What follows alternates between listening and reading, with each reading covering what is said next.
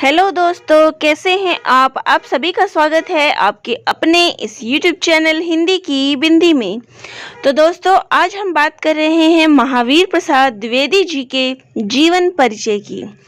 तो इनकी जो है द्विवेदी युग में का नाम जो है वो इन्हीं से पड़ा है। तो इनकी महत्वपूर्ण भूमिका जो है हिंदी नवजागरण में भी रही है।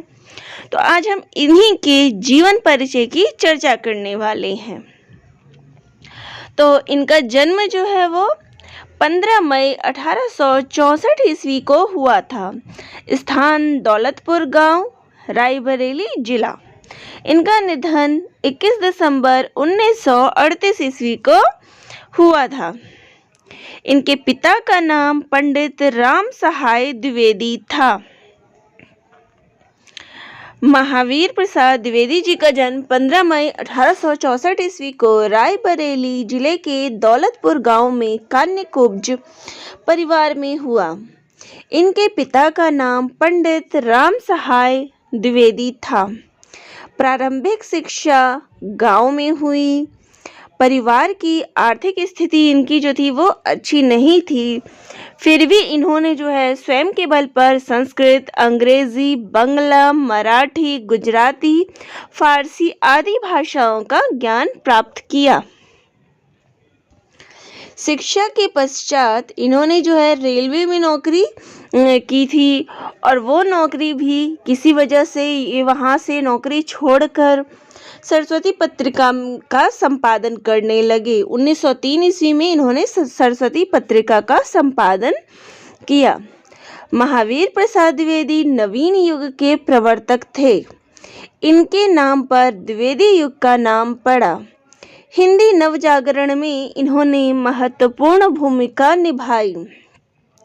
ब्रज भाषा के स्थान पर खड़ी बोली हिंदी को काव्य भाषा के रूप में प्रतिष्ठित करने का श्रेय इन्हीं को प्राप्त है।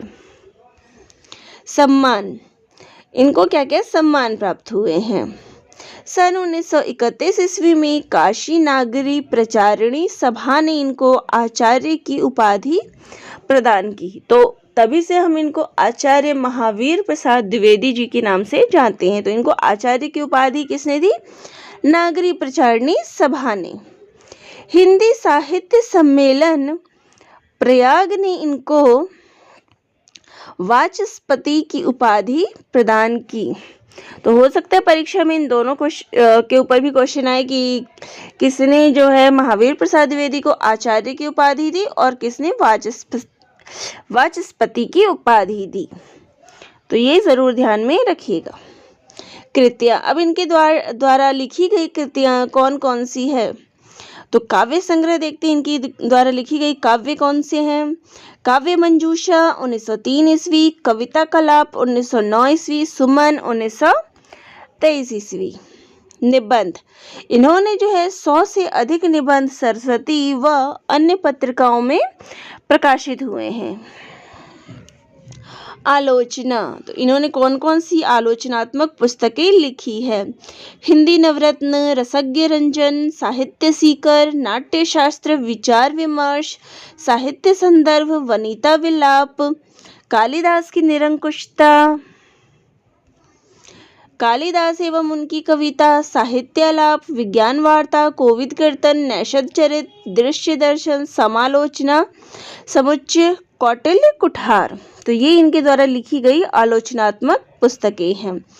अनुदित रचनाएं, इन्होंने कौन कौन सी अनुदित रचनाएं हैं जिनका इन्होंने अनुवाद किया है? वेकन विचारमाला, कुमार संभव, विचार रत्नावली, मेघदूत, गंगा लहरी, किरात अर्जुनीय, हिंदी महाभारत, रघुवंश, विनय विनोद। विविध, जो अलग अलग उसमें लिखे इन्होंने जल चिकित्सा, संपत्ति शास्त्र, वत्कृतत्व कला।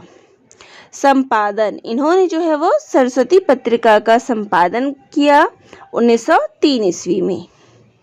भाषा शैली, अब इनकी भाषा कैसी थी? इनकी भाषा विषय अनुकूल, शुद्ध परिनिष्ठित, संस्कृत तत्सम शब्दावली से युक्त भाषा का ये प्रयोग करते थे।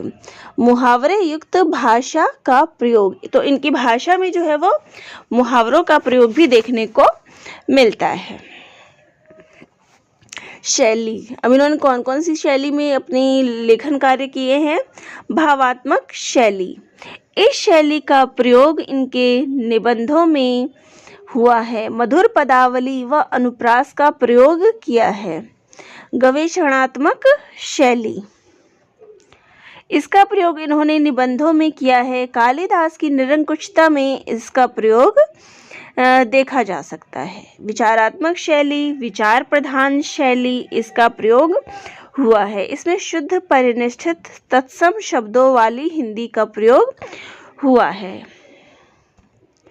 वर्णनात्मक शैली, वर्णनात्मक निबंधों में इसका प्रयोग हुआ है। किसी घटना, स्थान, तथ्य का वर्णन करना इनका उद्देश्य है। जहाँ पे वर्णनात्मक हुआ है, जैसे किसी घटना का जहाँ वर्णन किया है, स्थान का, तथ्यों का, वहाँ वर्णनात्मक शैली का इन्होंने प्रयोग किया है। आत्मकथा निबंधों में इनका प्रयोग देखा जा सकता है। हास्य व्यंग्य शैली, स्थान स्थान पर हास्य व्यंग्य का प्रयोग इन्होंने किया है। सामाजिक कुरीतियों एवं अंधविश्वासों पर प्रहार हास्य व्यंग्य शैली से इन्होंने किया है। तो दोस्तों, ये थे महावीर प्रसाद द्विवेदी जी का जो जीवन परिचय है, ये उस पर चर्चा थी। तो आप सभी को कैसा लगा कमेंट बॉक्स में ज़रूर लिखिएगा। तो इसी प्रकार से नए नए वीडियो देखने के लिए चैनल को सब्सक्राइब करना नहीं भूलिएगा और बेल आइकन को भी ज़रूर दबाइएगा, ताकि जब भी कोई नया वीडियो अपलोड हो तो आप सभी के पास ज़रूर पहुँचे। तो दोस्तों, आप सभी का बहुत बहुत धन्यवाद।